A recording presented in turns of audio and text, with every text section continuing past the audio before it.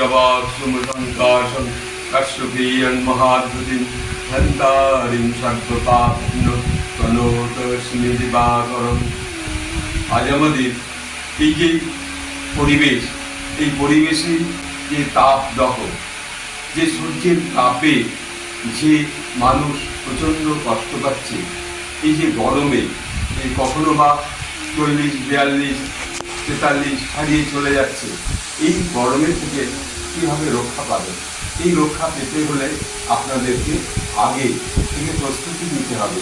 যে আমরা যেমন, আমি কৃতি দত্ত, আমার সঙ্গের যে নবকুমার দত্ত, ডক্টর চিন্ময় ব্যানার্জি এবং শ্রী অরবিন্দ পাঠ মন্দিরের দিলীপ চ্যাটার্জি, শঙ্কর দত্ত এবং আমাদের চঞ্চল ঘোষ, তিনারা সকলে মিলে আমরা একটি বিভিন্ন জায়গায় গাছ পোঁতবার চেষ্টা করি।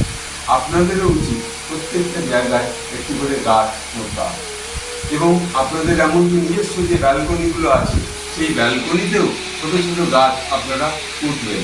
তাতে হবে কি, আপনাদের সেই শ্বাস প্রশ্বাসের কাজ আরও বেশি আনন্দময় হবে এবং প্রকৃতি আরও সুন্দরভাবে গাছ পুঁতলে পারে। একটি গাছ একটি প্রাণ, এই অনুভব যখন আপনার মধ্যে আসবে, তখন দেখবেন প্রকৃতির আবহাওয়া আরও সুন্দরভাবে চলবে।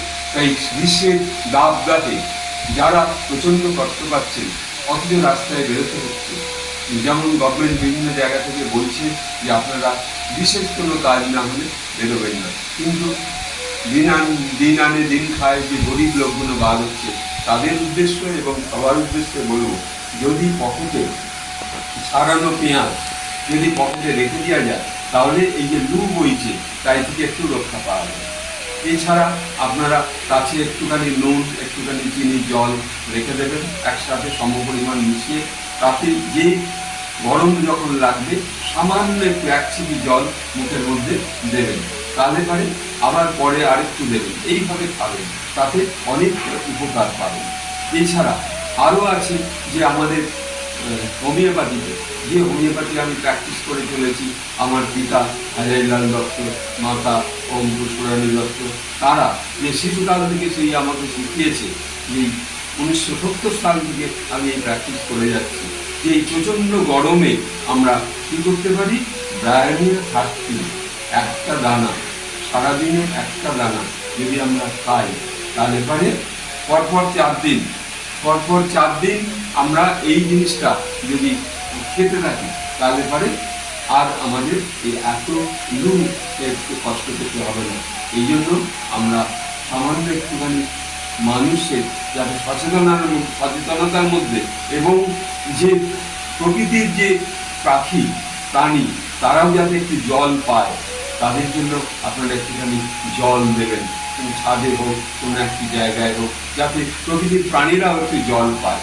এইটুকু বলে সকলকে যে কথাটি বললাম, যে হোমিওপ্যাথি ব্রায়োনিয়া 30 একটি মাত্র দানা খাবেন, আবার কেউ 4 দিন পরে একটা দানা খাবেন, আর যার খুব প্রচণ্ড রাস্তায় বেরোতে হয়, সে পরপর দিনে 2টো দানা খাবেন, এবং দরকার হলে কোনো পাশাপাশি ডাক্তারকে জিজ্ঞাসা করে নিতে পারেন।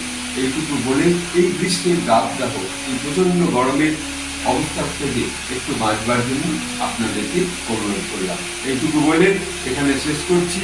সর্বে ভবন্তু সুখিনঃ, সর্বে সন্তু নিরাময়া, সর্বে ভদ্রাণি পশ্যন্তু মা কশ্চিৎ দুঃখভাগ ভবেৎ।